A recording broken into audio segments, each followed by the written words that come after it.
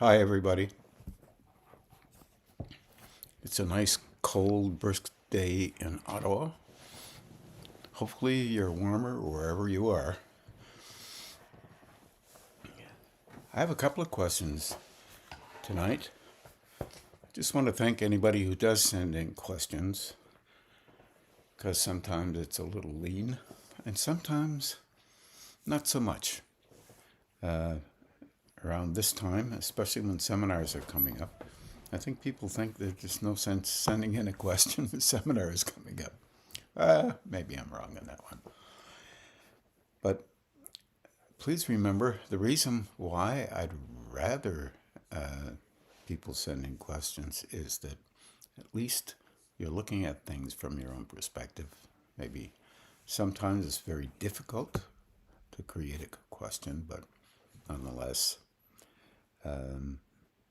it's part of maybe helping you to help you. There we go. So this one is from Elizabeth Toslin in England. And she says, just a thought. When energies that had been around for some time start to change, then change again and again, is there a reason for this? Do different energies do different things? Seems like I'm speaking rubbish, but I'm just curious. Absolutely. It's really interesting. We have a system that we call a personality, and we keep talking about various energies that operate through this particular form, and this personality thing is a combination of energies, physical, emotional, and mental, plus energies coming from other people who have us in our minds, in their minds, and also versions of interactions from possibly past lives, if you're able to handle that, and tremendous levels of intensity that can come in, or gentle softness that come in. So we're a potpourri of energies. At the same time, we have our perceptions. And it's very interesting. This is a fairly difficult question to answer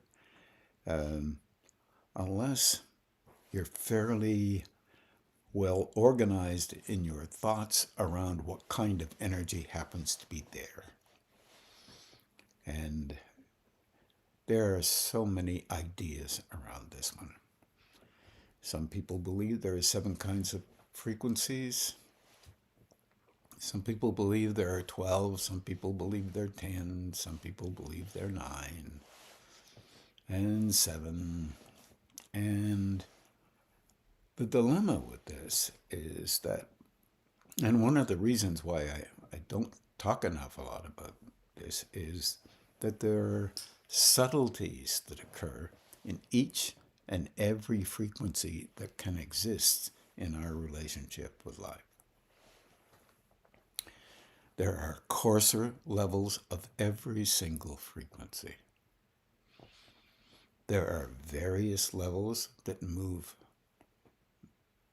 continually upward into, let's say, higher levels or higher states, whatever you want to call them. And these higher states are perceived relative to the energies that we have operating through us. We also have a kind of way of looking at these energies relative to our personalities, likes and dislikes, that relate primarily directly to the interest that we have on these coarser levels and how we have learned or perceived them to be, and then we station those things or define those things literally according to a belief that we have been closer to. This is a dilemma. And that's one of the reasons why I seldom get very focused on certain kinds of frequencies that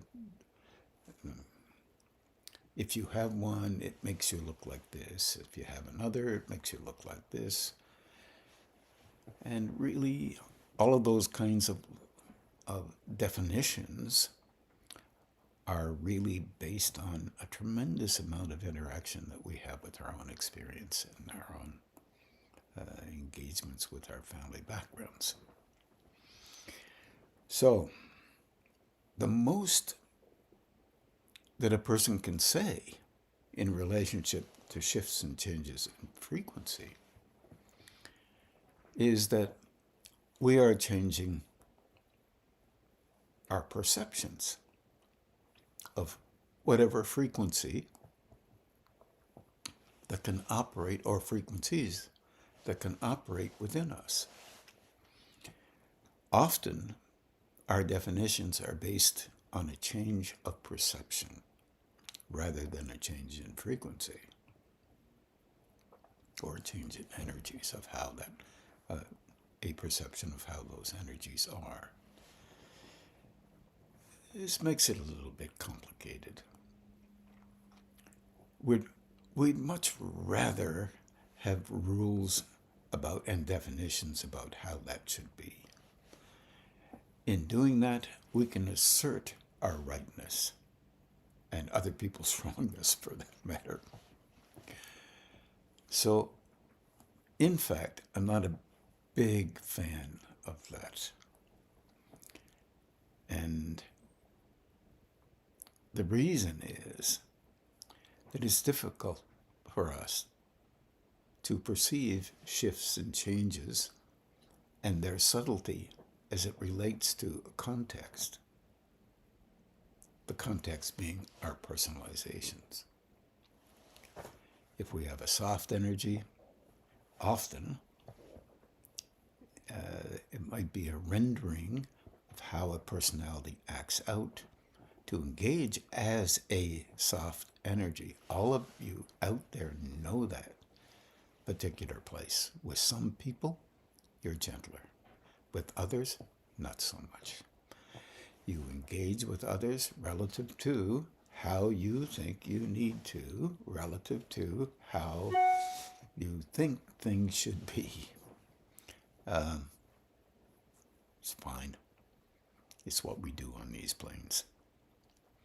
But that doesn't mean the energy is softer. It means our propensity to engage in a certain way relative to our sense of value and engagement with another in a certain context allows us to soften down our personalizations.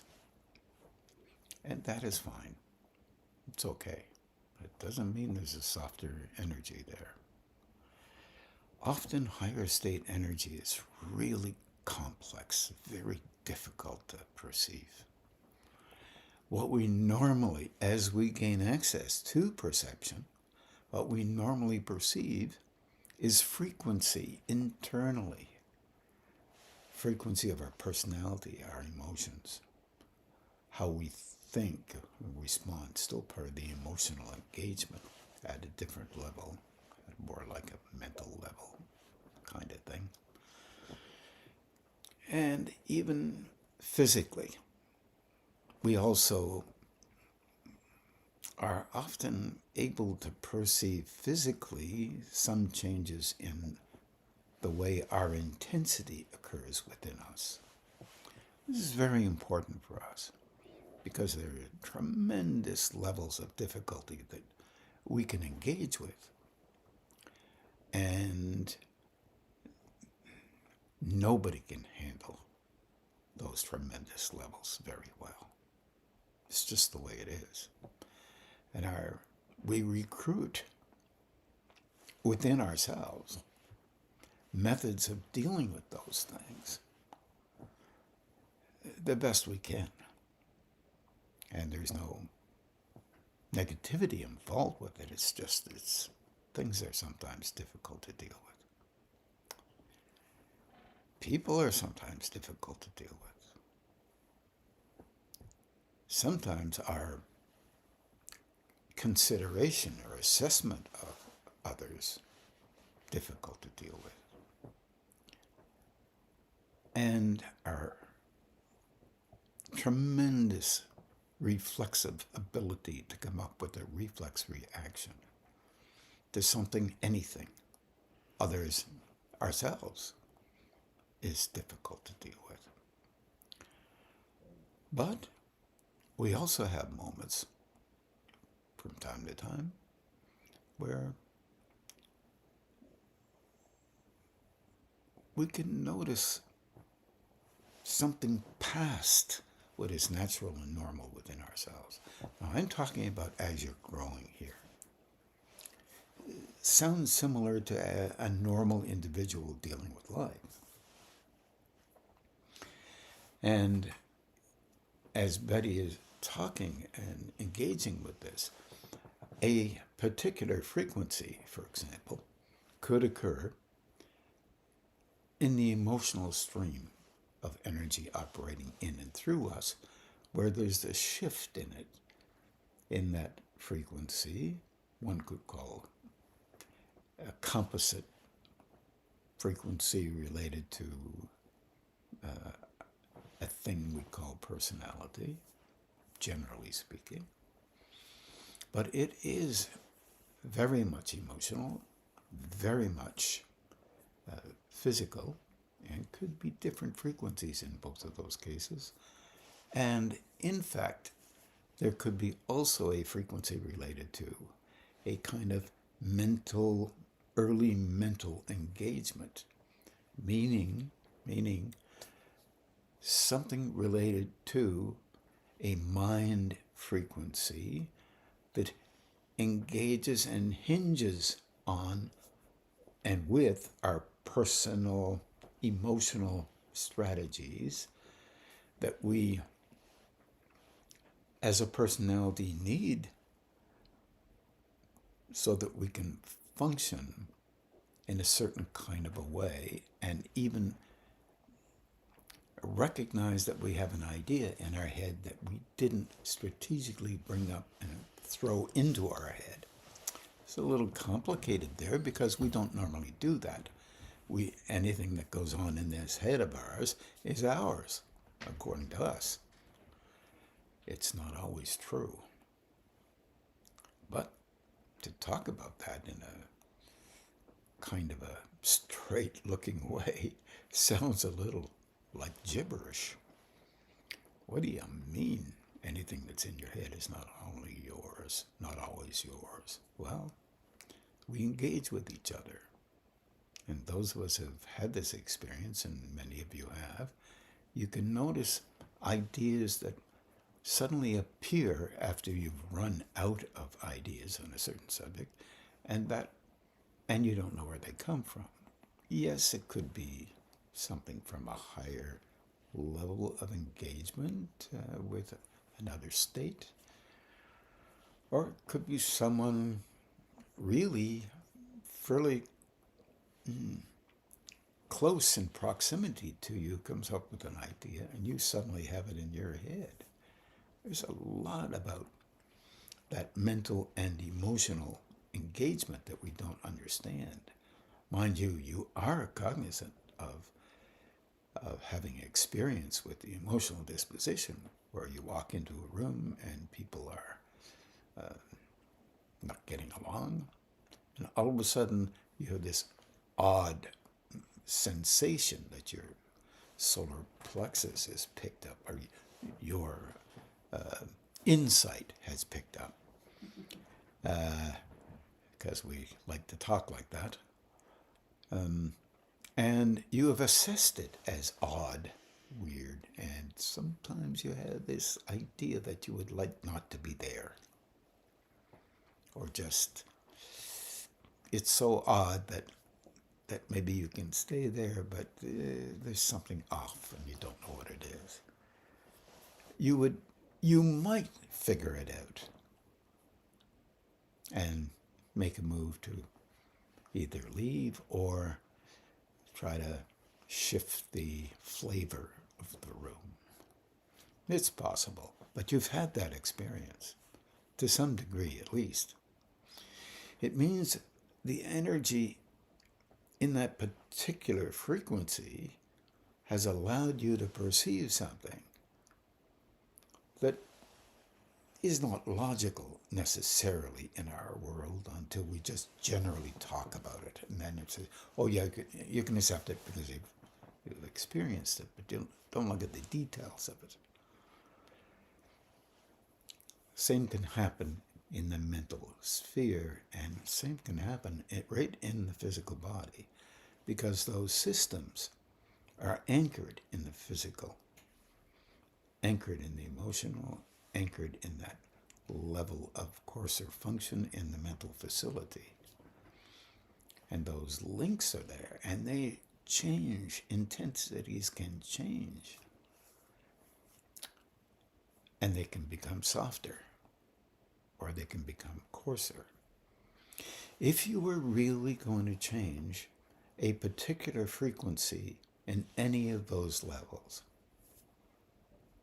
as well as, one could say, a soul level that pervades your relationship with these other frequencies, as much as those physical, emotional, and mental make up the personality's engagement. If you were going to have a really big change in the emotional disposition, for example, it would take you a while to get used to it, because it would be very much involved if you had not experienced that kind of frequency before. It would take you a while to get used to it. You would be engaging in the coarser aspects of that frequency until your personality could allow yourself to handle this. And this would be slow, chances are. And sometimes just can't handle it very well. And other times, maybe handle it a little bit better. And often this is what happens in internal movements, internal changes of energy in certain frequencies. Yes, one of those 12 or 13 or 7 frequencies, depending on who's talking about. Often people also talk about there are only emotional frequencies. There's a number of belief systems that relate to having different colors. The colors are only frequencies. And they're read by the retina and the cortex. Information goes to the brain and you come up automatically with a color, unless you're colorblind or unless you can't see very well. And you call that frequency is a color. Well, it's interpreted as a color. Well, that's fine. It's okay. But in fact, some of that frequency that you see, if you are clairvoyant, for example, has subtleties in it that you would not see. No one wants to hear that if they've already figured out that certain things mean certain this and certain other things mean that. On an emotional level, they're extremely subtle. They can be brighter and they can be subtler. And there's different ways of seeing these things. Some people, I'll give you an example, see orange is not a very good color, or red, and the Buddhists don't see it that way. Buddhists aren't wrong. You're not wrong. It's just how you see it that doesn't show the subtleties of a particular color, and that is often seen from an emotional point of view, and then there's a restricted definition, and that means it's not very highly evolved. However, those frequencies, two that I've mentioned, at a higher level, are exceedingly highly evolved, as are other frequencies as well. It's hard then for a belief system to be reconsidered by somebody who already believes that that can't be true. Only these colors or those colors are highly evolved. In our coarser orientation, we don't very easily make those subtle perceptions. We have many generalizations. And so that's one of the reasons why I don't necessarily get involved with that kind of thing, because you can't discuss this when it's already indicated that this is the only way it can be. And that is a natural part of the process of growing. People do these kinds of things, all of us included. First of all, grunt, this is the way it has to be. Another grunt, this is the way it has to be. Another one, grunt, grunt, grunt. Oh, there can only be this, and one can be that. There are so many differences, and they are subtle. And within one frequency, even in the coarser element and in the middle ground, on a continuum that moves all the way over to an infinite level of frequency, subtle beyond belief, because we can't perceive those things very well, if at all. These incremental differences make a big difference in a personality. And we often, if we can handle more than one or two or three or more energies in us, some of them will be coarser. Some of them will be subtler and softer. There will be times when they will show up. There will be times when others show up. When you see those, good time to ask for help for those, because they are in all of us to some degree. We don't like those kinds of statements because we would rather see ourselves in a certain kind of way relative to a moment, for example, in a context. And we seek to have value in those areas. And in that seeking, we're reaching into becoming more cognizant, more aware of what this all means. The issue in this, in Betty's question, is being aware. Being aware of a subtle shift does not mean you will know what that shift is involved with. But notice check your personality out from time to time. If you're not under stress, your personality will notice better, because you are learning how to perceive those levels. But remember, the first primary level of perception that you will notice is how you are energetically. And that's not a negative thing. Because in our world, we don't notice how we really are energetically very often. We have a sense of when we're right, when we're not so right, when things should be this way, when things should be that way. That's the network of how a personality is practiced. to be functional. The practices being relatively functional in that particular manner for the purpose of being, from a personal perspective, valuable to some degree. And that has to be there because we are vulnerable as human beings individually. Because each and every day of our lives, we run into things that we don't know about. Should we know everything? I don't think so. I don't think that's probable. Perhaps even possible. But probable, definitely. Our relationship with these energies is very interesting because we are energy beings. That's what we are.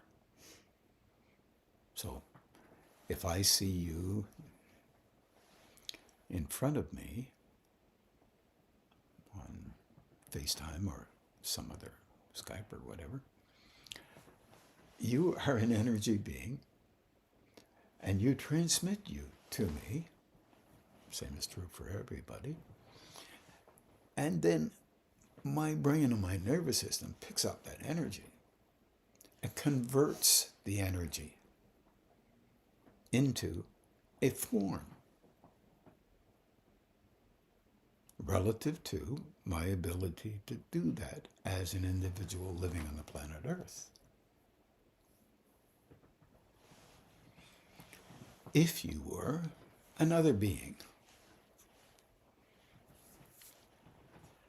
and you had a flow of energy of various frequencies, I would only be able to interpret that flow based on my ability to see and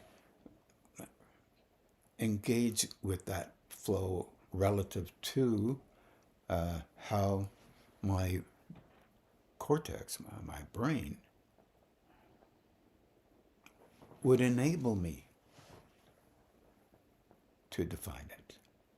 I would see you if you were a kind of a being of consciousness that related to, let's say, as some might say, a fire, as many have run into that as a spiritual form, then I would perhaps see fire, because that's what the brain allows me to interpret, that kind of flowing energy. The fire that never burns is often a statement by some about being a very, very high state mode of expression. Then in that case I would see the fire there that never burns. How I would interpret that would be relative to my understanding of what my brain and nervous system is making sense of in relationship to the energy that's being utilized under that condition. You do the same with other people. You interpret that same frequency if you're perceiving inside yourself. You perceive inside you, let's say, your engagement with life.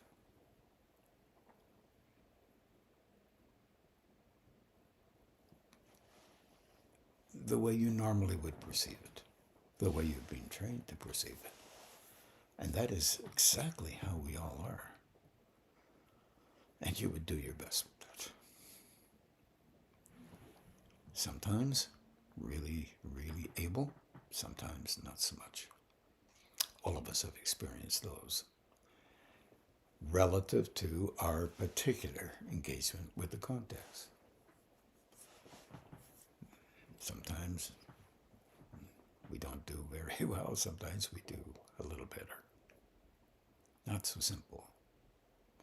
But in those changes, those changes affect your perception and how you define things. And this is one of the important questions that relate to almost all of our daily life. It's very interesting because one of our most difficult areas to deal with is, in our defining, is we don't really know how to think about some of these things because we're not perfectly sure about what goes on internally. But you know through experience that anytime you have an experience of some kind, it affects you. You just can't come up with how it will affect you. But in fact, you come up with how it should affect you. And that's not very real.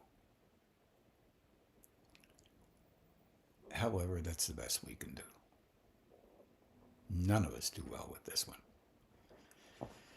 No matter what we read, no matter what we engage with, if we don't experience that subtlety and softness of another state, then we don't know what that sensation is. And even after you do, you still engage with and are a part of the difficulty of dealing with everyday stress. Well, that's one level. Then tremendous amounts of stressors all coming at you at the same time. As we were talking about in Victoria, it leaves you in a place where you believe you can't do anything to handle that amount of stress. So you put yourself down. And that in itself is not helpful because it's not true. Most folks can deal with a little bit of stress. Even middle ground stresses can be really difficult. And then even more stressors. And this becomes really difficult to deal with for anybody. No exceptions. None whatsoever.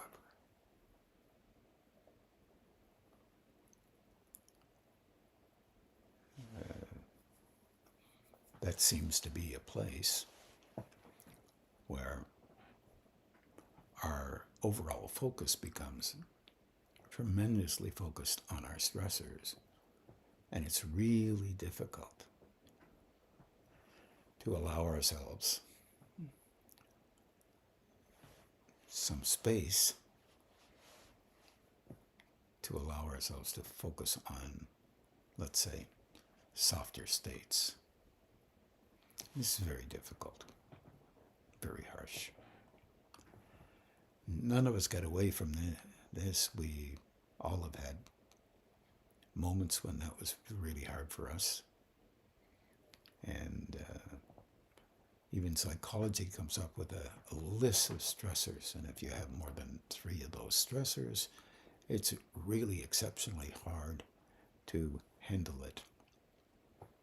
And so it's well known that these are not subtle stresses. They're very difficult for human beings to handle. In this particular case with Betty, she's perceiving shifts and changes in energies that relate to her personality and allowing that to engage slightly differently in her under her present circumstances allows that personality structure to stretch a bit, to open a little bit more in a different way, perhaps, than you're used to, Betty. And this will be interesting in a kind of a way, but also you'll scratch your head and try to figure out just what the heck is going on from time to time. It's how we attempt to function here on these planes. Maybe we do need to scratch our head. I know I often say, ask for help. And this is a very difficult thing. When you're asking for help, you're trying to link into that higher state. Yes, that's true. I agree. But in a way, right through that, when you're under stress, it's really hard to perceive the link or the attempted link. And this makes it very difficult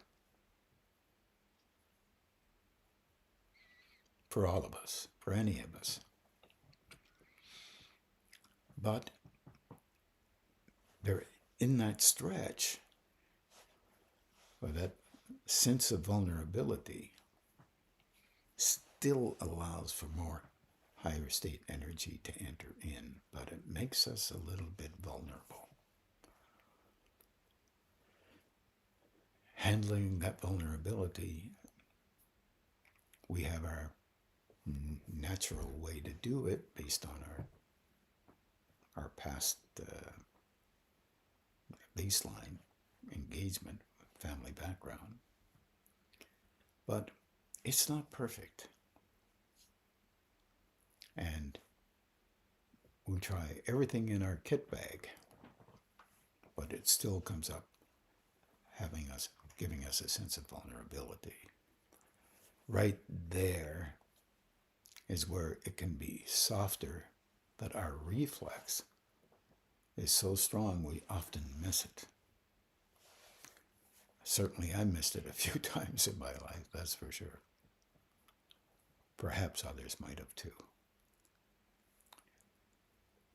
But this is a very important question.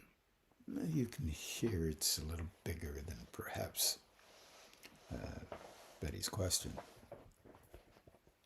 But it's valuable to try and understand that it is something that affects us all. I remember someone approaching me and telling me that they had a tremendous level of gentleness that came into them. Exceedingly peaceful. And just beautiful. They wanted to stay there for as long as they could.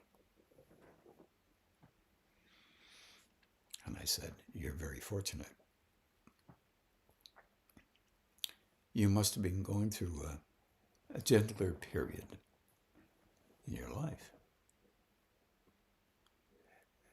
And the person looked at me and said, as a matter of fact, I was. I had just come out of a very difficult period. And I was kind of trying to do other things to take my mind off of that other stuff that I had been dealing with, because it was very difficult for a few years. And I said, okay. So you're very fortunate to have that particular experience so that you could know that something inside of you was really soft and peaceful and kind of gentle and loving. Oh, loving too? He said, yeah. I said, good for you. Please, don't forget that. because your personality will try to bring it back. It won't be able to. You'll remember it, though. Remembering isn't grabbing it and pulling it back, because it can't do that. It won't work unless you decide that you kind of make up something that you can go into that is similar to what was there before. Try not to do that. I mean, try not to make yourself think that you can go as soft as you could before. And then you'll find out that you can do it a little bit, but nothing to the level you had before, if that's really a higher state. And really something that you could really perceive. You say, oh, I could perceive it all right. Have you been able to bring it back? He just smiled and he said, I'd like to say yes, but I can't. I can't bring it back like that. But I noticed when I was talking to people, I was talking as if I could bring it back. I didn't say those words, but I was talking like that. I said, well, we know the difference. He said, yeah, I know the difference. These things don't always happen the way they're supposed to, based on stuff that we listen to and perhaps even read. But they're subtle. And in that moment, that second, that however long it was, it stretches you, moves you closer to being willing to be okay with that, even though you think you're going to be willing to be okay with that. That wondrous background music that enabled you to survive up to that point will be there so that you can re-engage with how you think you need to re-engage so you don't lose value related to that family background or that life background that you've been through. I don't care what it looks like. Whatever it is, it will come back in. So to slow that down is very difficult. Soften it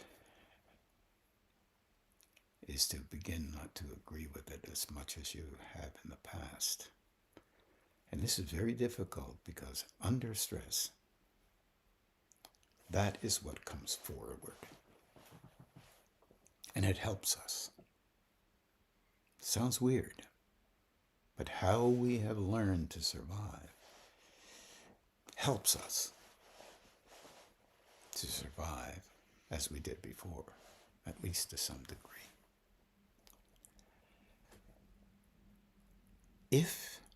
Here's the big thing with frequency. If you were truly going to change a particular frequency in you, it would be done in you,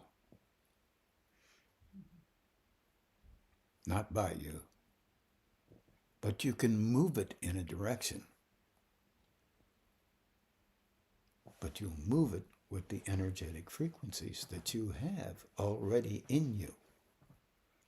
And that will, strangely enough, stretch and soften a little bit that personalization that you ache to maintain. And in that little bit, that just little bit, it will expand beyond what you could allow before. And those higher states will help that expansion. But still, stressors still bother anybody.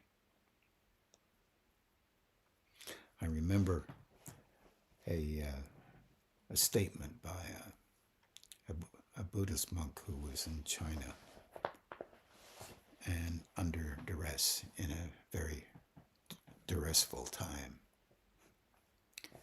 and held in prison and treated rather badly. And he was talking to the Dalai Lama. And he said,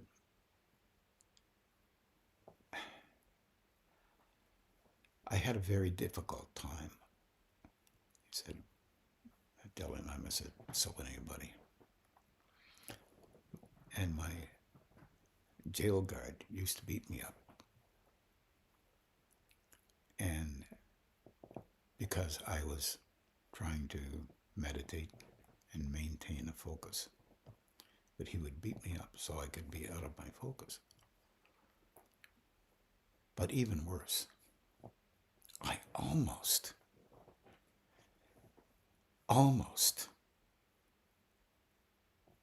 I had this feeling of anger so badly, I almost thought I could kill him. And Dalai Lama said, I would have had the same thing. Knowing he was a human being, of course. But I was able to hold it back.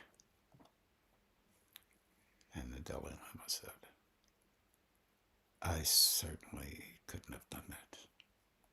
I might have attacked him. I mean, he might have really hurt me, but I might have attacked him. And I thought, how would I do in those circumstances? And I thought, not very well. But he was so worried that it would harm his relationship with growth. He saw it as an impediment inside himself. And the Dalai Lama was trying to tell him that no, you are a human being. This lies within us all.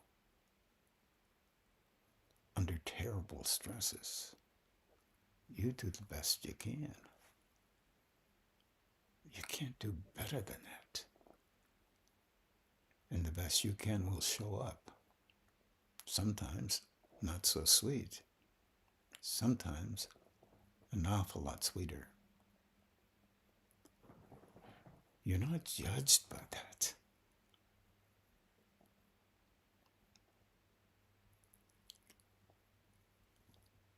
You get to see what a human being is like. And that's normal. And normalizing. Sometimes we get carried away with our views about being highly touted and highly spiritualized. And that elevates the personality. None of us do well with these things. It means you get to honestly see that you can only be and do what you can. And sometimes you just can't. And that does not mean that you're such a negative person. So this guy was a lama, and he had a very difficult time holding himself in check, but he was able to, relatively speaking, he could see it inside, and he held himself on the outside. Much better than some of us might do.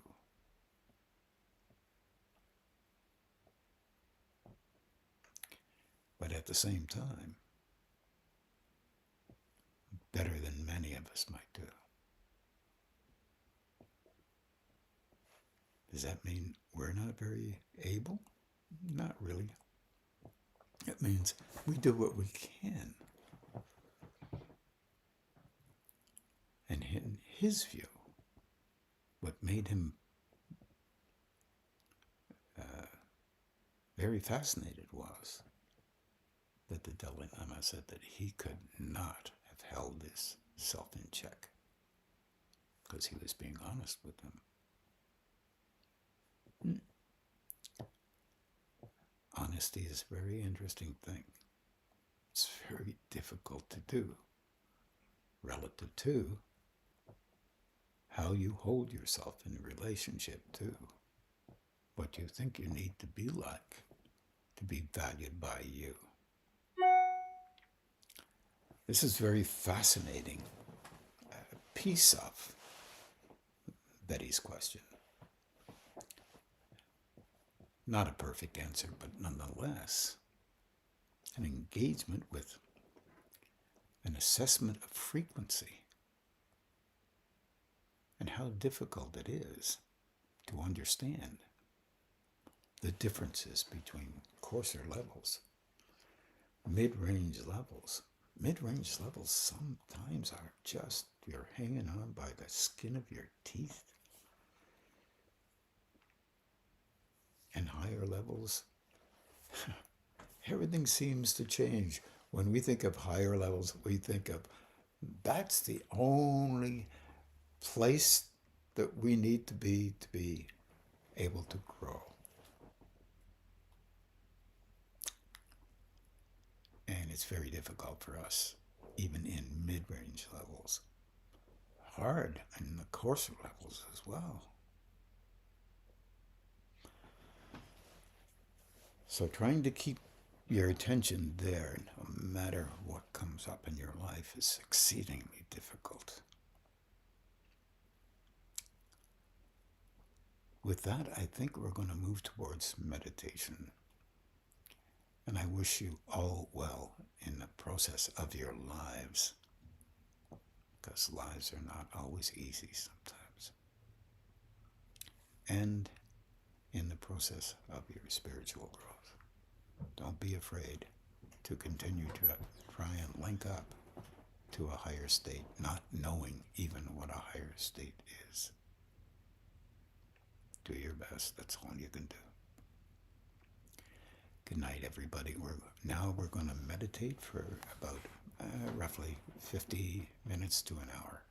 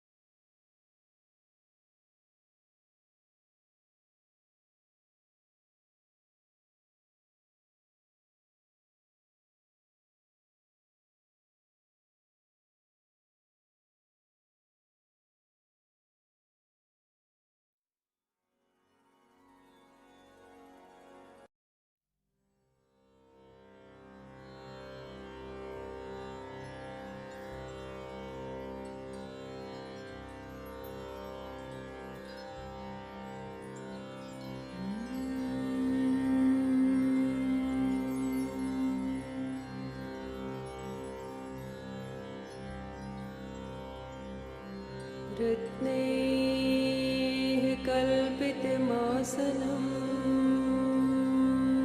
हिमजलैः स्नानं च दिव्याम्बरम्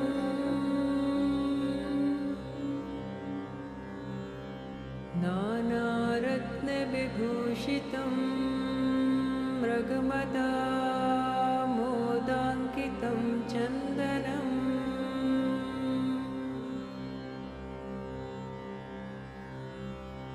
जातिचम्पकबिल्वपत्ररचितं पुष्पं च धूपं तथा दीपं देवदयानिधे पशुपते हृत्कल्पितं गृह्यताम्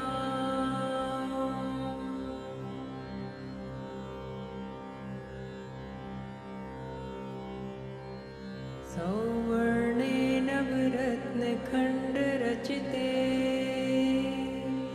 पात्रे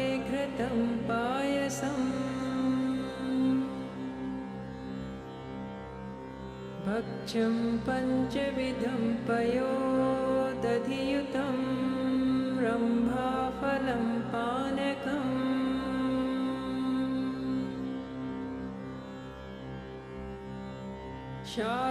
शाकानामयतं जलं रुचिकरं कर्पूरखण्डोज्ज्वलम्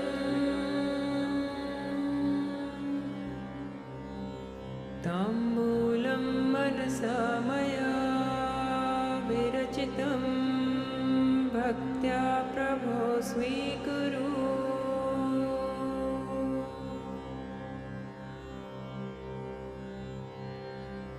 छत्रं चामरयोर्युगं व्यजनकं चादर्शकं निर्मलम्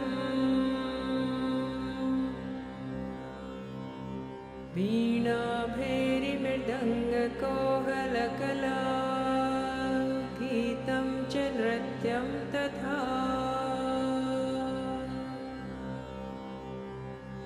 साष्टाङ्गं प्रणतिः स्तुतिर्बहुविधा एतत्समस्तं मया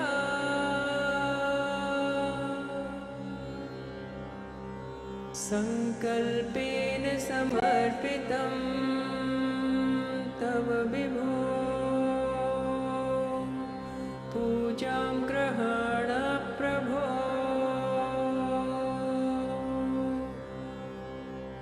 आत्मा त्वं गिरिजामते सहचराः प्राणाः शरीरं ग्रहम् पूजा ते विषयोपभोगरचना निद्रा समाधिस्थितिः सञ्चारः पदयोः प्रदक्षिणविधि स्तोत्राणि सर्वा गिरो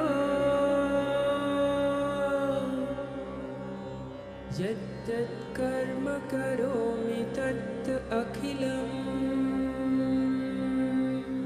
शम्भो तवाराधनम्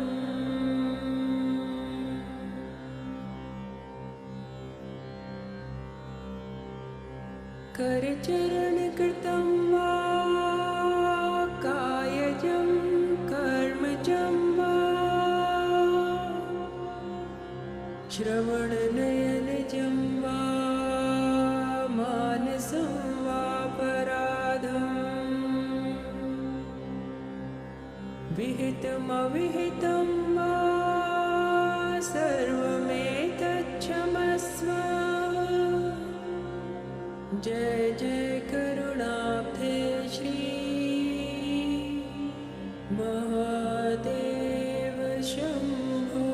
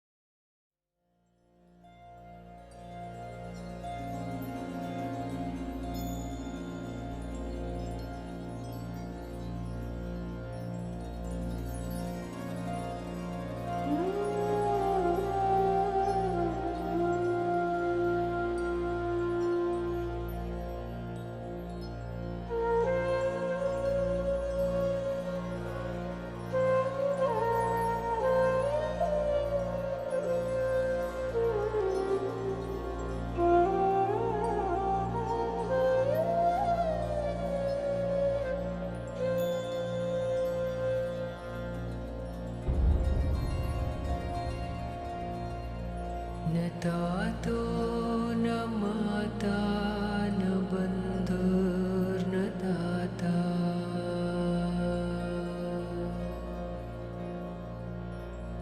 न पुत्रो न पुत्री न भृत्यो न भर्ता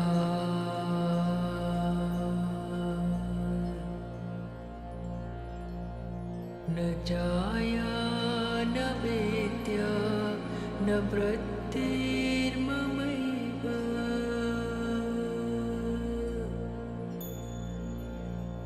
गतिस्त्वं गतिस्त्वं त्वमेका भवानी गतिस्त्वं गतिस्त्वं त्वमेका भवानी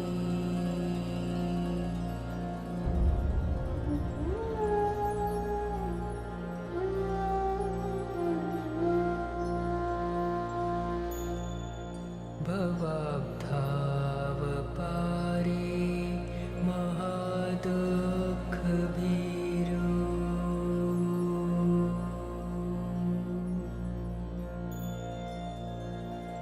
प्रपात प्रकामी प्रलोभी प्रमत्ता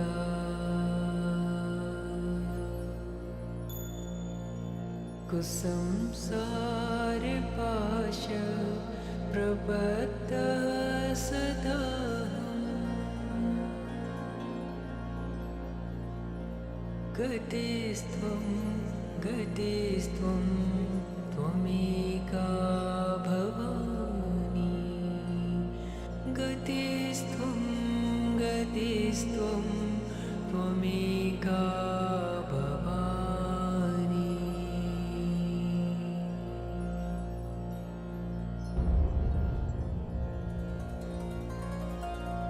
न जानामि दानं न च ध्यानयोगम्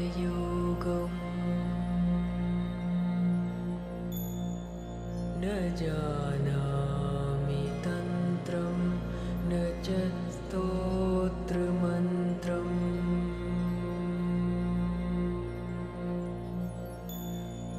न जानामि पूजां न च न्यासयोगम्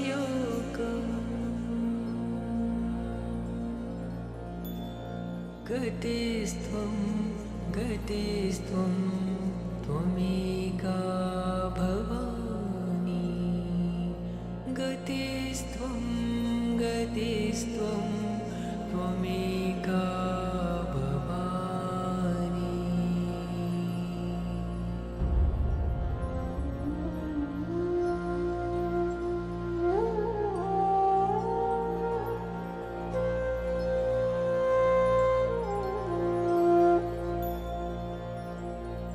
न जानामि पुण्यं न जानामि तीर्थम्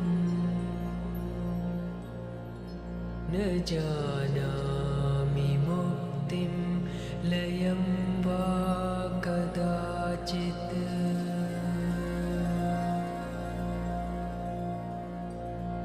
न जानामि भक्तिं व्रतं वापि माता गतिस्त्वं गतिस्त्वं त्वमेका भवानी गतिस्त्वं गतिस्त्वं त्वमेका भवानी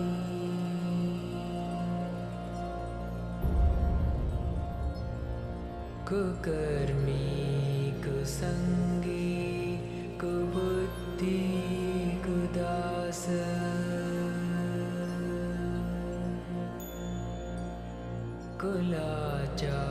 कुलाचारहीन कदाचारलीन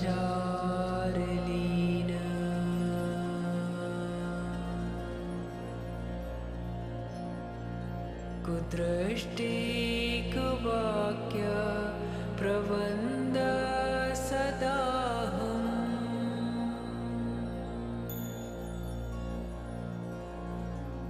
गतिस्त्वं गतिस्त्वं त्वमेका भवानि गतिस्त्वं गतिस्त्वं त्वमेका भवानि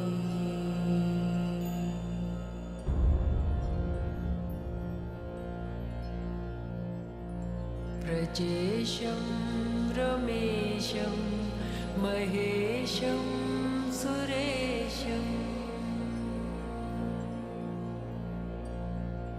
दिनेशं निशीथेश्वरं वा कदाचित्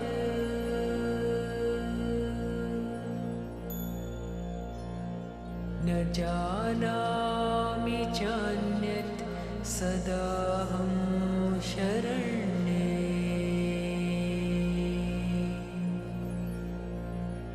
गतिस्त्वं गतिस्त्वं त्वमेका भवानि गतिस्त्वं गतिस्त्वं त्वमेका भवानि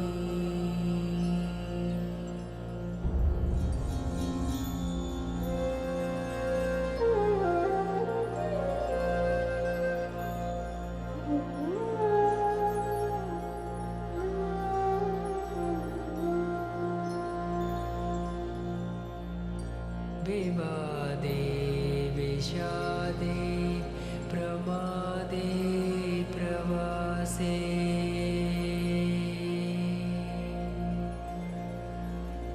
जले चानले पर्वते शत्रुमध्ये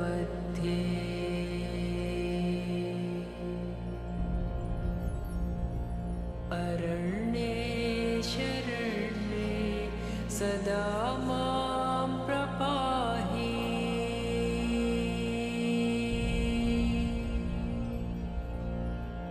गतिस्त्वं गतिस्त्वं त्वमेका भवानि गतिस्त्वं गतिस्त्वं त्वमेका भवानि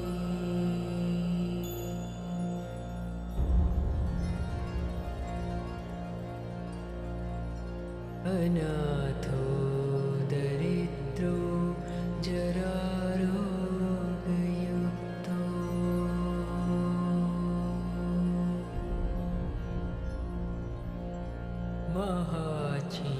महाक्षीणदीन सदा जाड्यवक्त्रा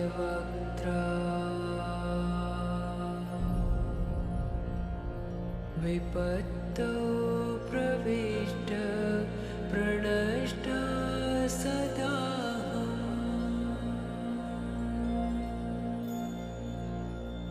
गतिस्त्वं गतिस्त्वं त्वमेका भवानि गतिस्त्वं गतिस्त्वं त्वमेका भवानि गतिस्त्वं गतिस्त्वं त्वमेका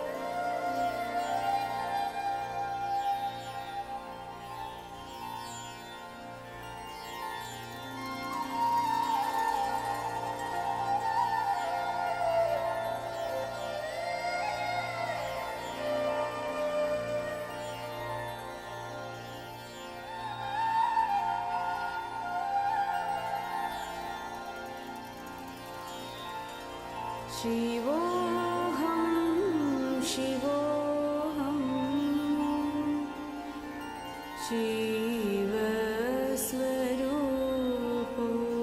शिवस्वरूपोऽहं शिवोऽहं शिवोऽहं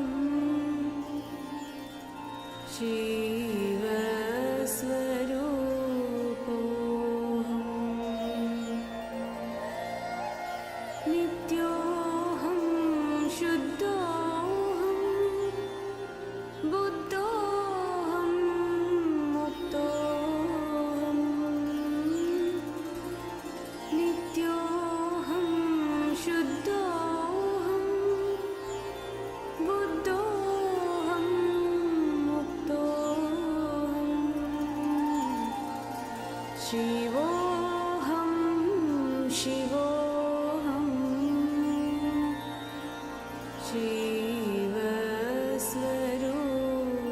शिवस्वरूपोऽहं शिवोऽहं शिवोऽहं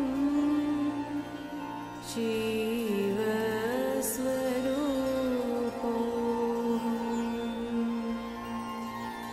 नित्योऽहं शुद्धोऽहं बुद्धोऽहं मुक्तोऽहं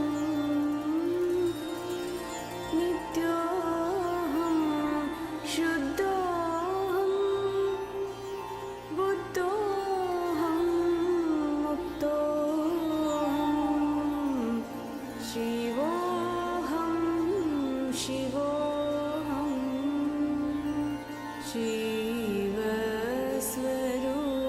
शिवस्वरूपोऽहं शिवोऽहं शिवोऽहं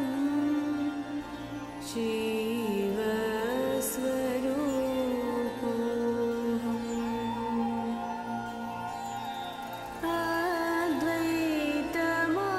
अद्वैतमानन्द रूपं अरूपम्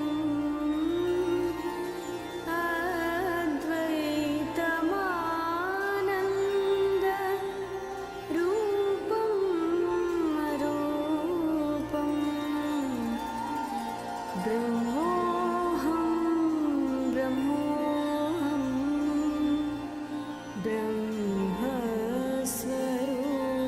ब्रह्मस्वरूपोऽहं ब्रह्मोऽहं ब्रह्मोऽहं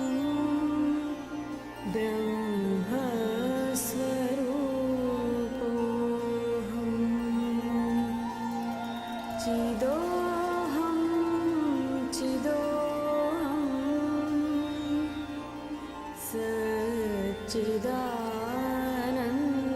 सच्चिदानन्दोऽहं चिदोऽहं चिदोऽहं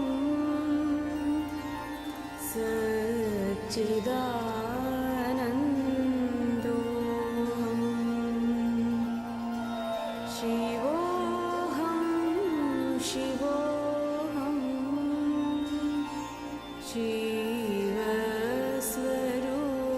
शिवस्वरूपोऽहं शिवोऽहं शिवोऽहं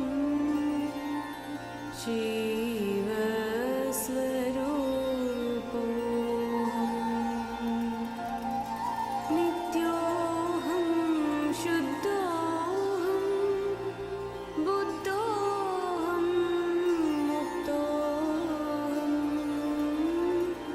नित्योऽहं शुद्धोऽहं बुद्धोऽहं मुक्तोऽहं शिवोऽहं शिवोऽहं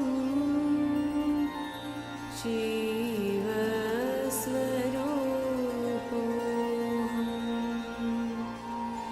शिवोऽहं शिवोऽहं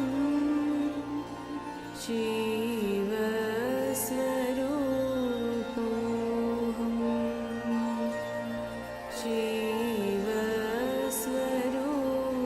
शिवस्वरूपोऽहं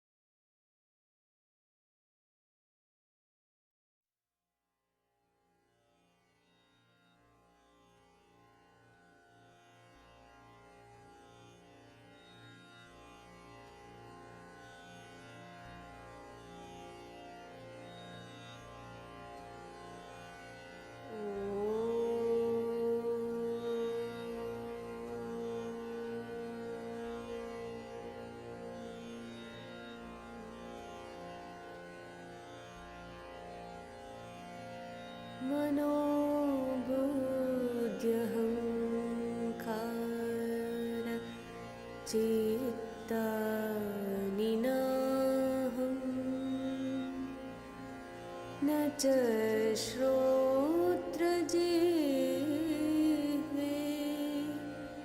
न च घ्राणनेत्रे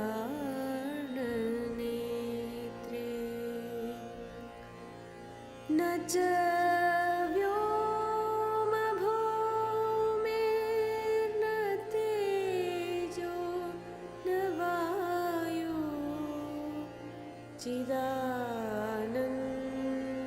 चिदानन्दरूपः शिवोऽहं शिवोऽहं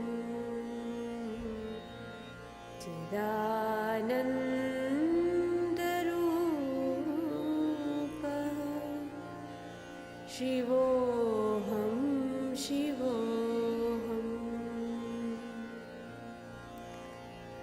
न च प्राणसंज्ञो न वै पञ्चवायु न वा सप्तधातु न वा पञ्चकोश न वाक्पाणिपादं न चोपस्तपायु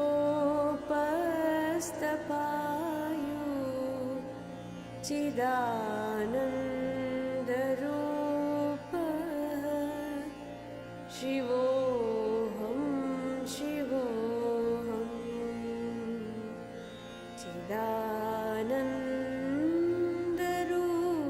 चिदानन्दरूपः शिवोऽहं शिवोऽहं न मे द्वेषरागो न मे लोभमोहो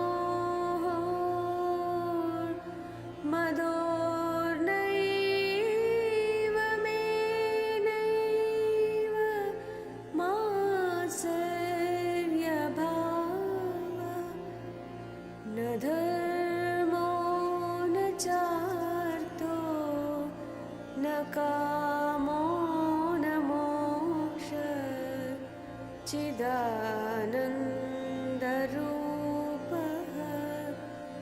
शिवोऽहं शिवोऽहं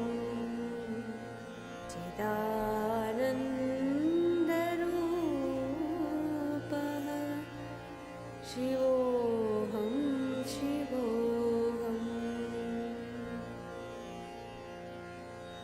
न पुण्यं न पापं न सौख्यं न दुःखं न मन्त्रो न तीर्थं न वेदा न यज्ञः अहं भोजनं नैव भोज्यं न भोक्ता चिदानन्दरूपः शिवोऽहं शिवोऽहं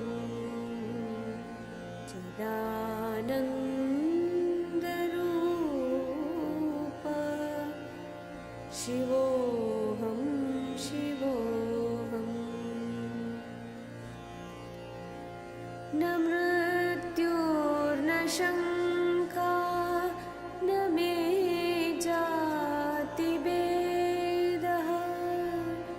पिता नैव मे नैव माता न जन्म न बन्धुर्न मित्रं गुरुर्नैव शिष्यः चिदानन्दरूपः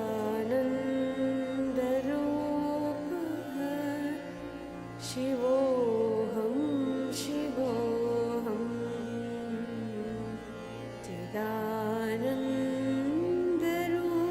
चिदानन्दरूपः शिवोऽहं शिवोऽहम्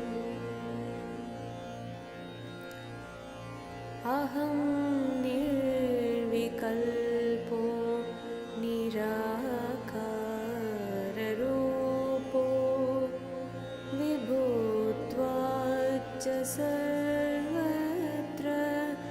सर्वेन्द्रियाणां न च सङ्गतं नैव मुक्तिर्न मेया चिदानन्दरूपः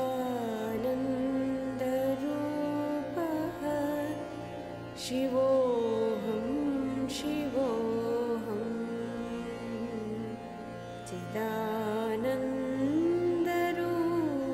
चिदानन्दरूपः शिवोऽहं शिवोऽहं शिवोऽहं शिवोऽहं शिवोऽहं शिवोऽहम्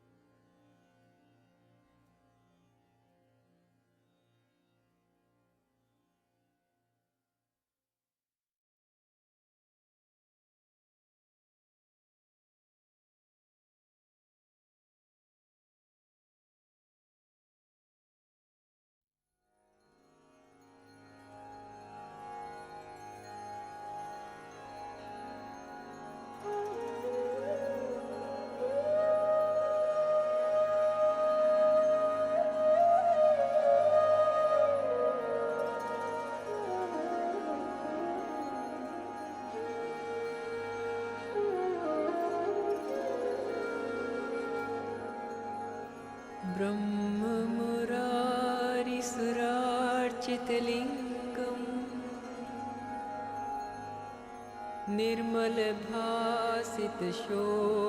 निर्मलभासितशोभितलिङ्गम् जन्मज दुःखविनाशकलिङ्गम्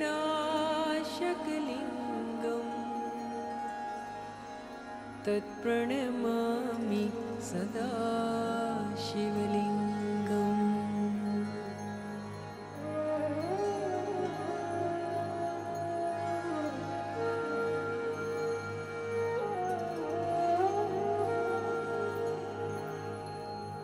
देवमुनि प्रवरार्चितलिङ्गम्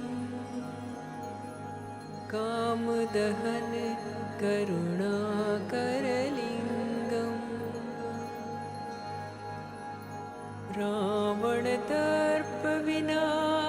रावणदर्पविनाशनलिङ्गम् तत्प्रणमामि सदा शिवलिङ्गम्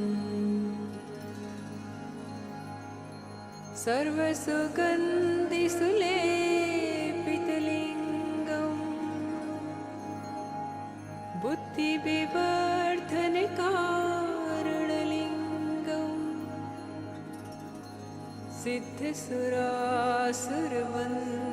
सिद्धसुरासुरवन्दितलिङ्गम्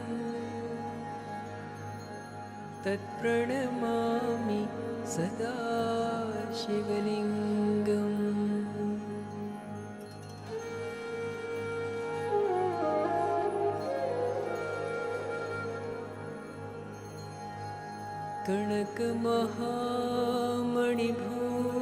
कणकमहामणिभूषितलिङ्गम् फणिपतिवेष्टितशोभितलिङ्गम् दक्षसुयज्ञविनाशकलिङ्गम् तत्प्रणमामि सदा शिवलिङ्गम् कुङ्कुमचन्दनलेपितलिङ्गम् पङ्कजहारसुशोभितलिङ्गम् सञ्चितपापविनाशकलिङ्गम् तत्प्रणमामि सदा शिवलिङ्गम्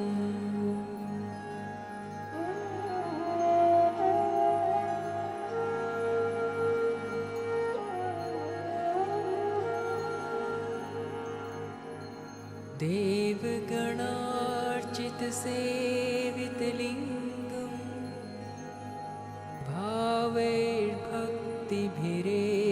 च लिङ्गम् दिनकरकोटिप्रभाकरलिङ्गम् तत्प्रणमामि सदा शिवलिङ्गम्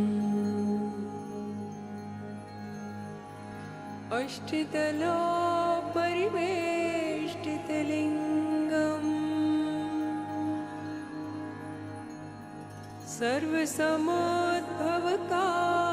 सर्वसमोद्भवकारणलिङ्गम्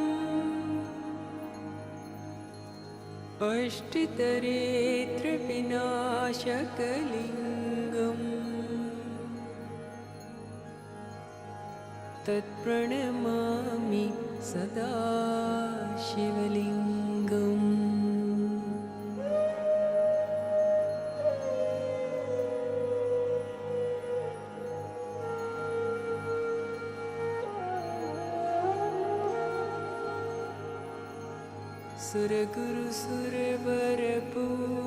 सुरगुरुसुरवरपूजितलिङ्गम्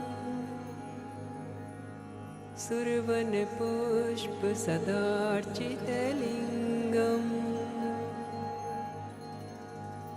परमपदं परमात्मकलिङ्गम् तत्प्रणमामि सदा शिवलिङ्गम् तत्प्रणमामि सदा शिवलिङ्गम् तत्प्रणमामि सदा शिवलिङ्गम्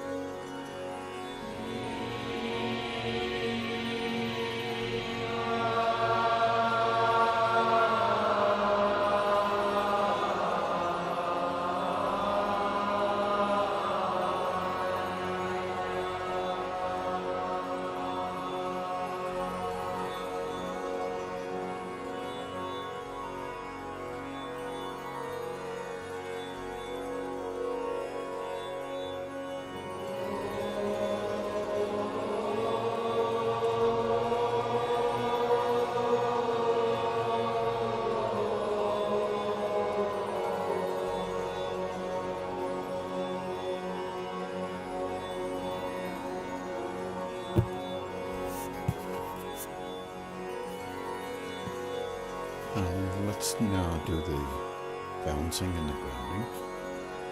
And